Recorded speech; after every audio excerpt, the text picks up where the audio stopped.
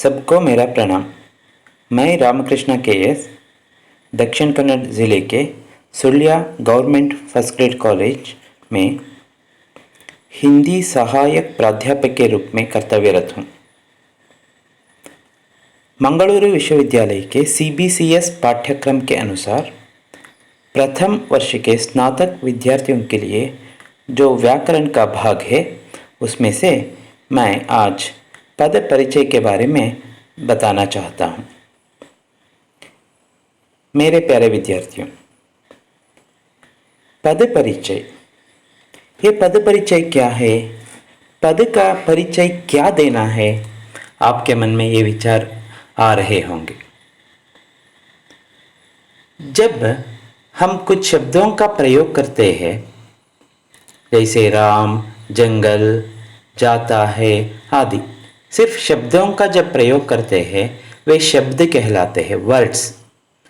जब इन शब्दों को हम वाक्य में, एक ही वाक्य में प्रयोग करेंगे, जैसे राम जंगल जाता है, तो वह वाक्य बनता है और उस वाक्य में प्रयुक्त राम शब्द और जंगल शब्द और जाता है शब्द पद कहलाते हैं। आज हमें करना है इन पदों का, जैसे राम, उसका परिचय देना है व्याकरण की दृष्टि से, और जंगल शब्द का भी परिचय देना है व्याकरण की दृष्टि से, और जाता है जो शब्द है, क्रिया है, उसका भी परिचय व्याकरण की दृष्टि से देना है। तो आज उसके बारे में हम सीखेंगे। तो पद परिचय की परिभाषा इस प्रकार है। जब शब्द वाक्य में प्रयुक्त होता है तो उसे पद कहते हैं। वाक्य में प्रयुक्त पदों का व्याकरण के नियमों के अनुसार, इसे याद रखना है, व्याकरण के नियमों के अनुसार परिचय देना, उसके भेद आदि, भेद का मतलब प्रकार आदि, तथा उनका परस्पर संबंध बताना पद परिचय कहलाता है। व्याकरण की दृष्टि से परिचय देना है, जैसे वह संज्ञा है, सर्वनाम, विशेषण, क्रिया आदि, और वह लिंग पुल्लिंग में है या स्त्रीलिंग में, और एकवचन में है या बहुवचन में, और कौन सा कारक उसमें है, और संबंध क्या है, वाक्य में कर्ता, कर्म, क्रिया आदि होते हैं, उसका संबंध क्या है ये भी बताना है, और इसे हम बोलते हैं पद परिचय। पद परिचय कैसे देना है? पहले इसमें संज्ञा व्यक्तिवाचक है, उसमें जो शब्द या पद होता है उसमें पहला पद लेना है, और वह अगर संज्ञा है तो वह व्यक्तिवाचक संज्ञा है या जातिवाचक या भाववाचक, उसका भेद बताना है, प्रकार बताना है।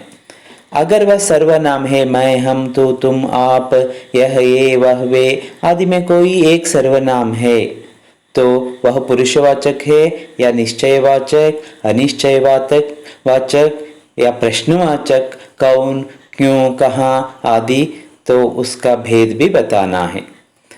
अगर वह शब्द या पद विशेषण है तो विशेषण आपको पता है, संज्ञा या सर्वनाम की विशेषता बताने वाला शब्द। अगर वह विशेषण एडजेक्टिव हो तो ये भी बताना है, और उसमें जो भेद होते हैं, गुणवाचक विशेषण है या परिमाणवाचक, संख्यावाचक या सार्वनामिक, इसका भी भेद बताना आवश्यक है। अगर वह शब्द या पद क्रिया है तो वह सकर्म क्रिया है या कर्म क्रिया या द्विकर्म क्रिया या प्रेरणार्थ क्रिया, जैसे चलना, चलाना, चलवाना, लिखना, लिखाना, लिखवाना आदि भेद भी बताना है। अगर वह शब्द क्रिया विशेषण है, क्रिया विशेषण का मतलब क्रिया की विशेषता बताने वाला शब्द, तो उसे भी लिखना है पहले, और उसके बाद क्रिया विशेषण में प्रकार कौन सा, वह कालवाचक है, काल के बारे में बता रहा है, सुबह आया, शाम को जाता है, वैसा यह स्थान बताता है, यहाँ आता है, वहाँ जाता है, तो परिमाण बता रहा है, वह इतना खाता है, रीति वह जल्दी जल्दी चलता है। इस प्रकार क्रिया की विशेषता बताने वाले शब्दों का भी परिचय देना है। और इतना ही नहीं, संबंध बोधक हो, जैसे घर के पास, अगर की तरह, के चारों ओर, इस प्रकार के कारण। अगर ऐसे संबंध बोधक शब्द हो तो उसका भी परिचय देना है। योजक जैसे हम, मैं, और, एवं, तथा, या आदि योजक योजक का मतलब है यहाँ दो संज्ञा या दो शब्द या दो वाक्यों को जोड़ने का काम ये करते हैं। योजक हो और एवं तथा आदि शब्द हो तो उसका भी परिचय देना है, यह योजक है। ऐसा अगर वह विस्मय आदि बोधक हो वाक्य के शुरू में आते हैं, जैसे आह इसे क्या हुआ, यहाँ आ शब्द विस्मय आदि बोधक है। यहाँ दुख प्रकट करता है वह शब्द, हमारी भावना प्रकट करने के कारण उसे हम विस्मय आदि बोधक शब्द कहते हैं। और इसके साथ वह शब्द या पद किस लिंग में है, पुल्लिंग में है या स्त्रीलिंग, उसे लिखना है। वचन कौन सा है उस शब्द का, कौन सा कारक उसके साथ प्रयोग में हुआ है, और उसके साथ उन पदों का आपसी संबंध, जैसे कर्ता का क्रिया से, क्रिया का कर्ता से आदि भी बताना है। और इस प्रकार पद परिचय पूर्ण होगा। अब हम एक उदाहरण के तौर पर एक वाक्य देखेंगे। रमेश यहाँ तीसरी झोंपड़ी में रहता था। इस वाक्य में कई पद है, जैसे रमेश वहाँ, यहाँ, तीसरी, झोंपड़ी में रहता था। यहाँ झोंपड़ी में एक कारक है, इसलिए उसके साथ ही लेना है। तो रमेश शब्द का परिचय देना है। कैसे देना है? रमेश शब्द की दृष्टि से क्या है? शब्द के 8 भेद है: संज्ञा, सर्वनाम, विशेषण, क्रिया, क्रिया विशेषण, संबंध बोधक, योजक, विस्मय आदि बोधक। उन 8 भेदों में रमेश शब्द कौन सा है, कौन सा भेद है? या संज्ञा है, नाउन। उसमें कौन सा व्यक्तिवाचक है या जातिवाचक, भाववाचक? यहाँ व्यक्तिवाचक है, पर्सनल प्रोनाउन, यहाँ व्यक्तिवाचक बोलते हैं, यह व्यक्तिवाचक है, प्रॉपर नाउन है यह। और रमेश शब्द का लिंग कौन सा है? पुल्लिंग है। और वचन कौन सा? एक वचन।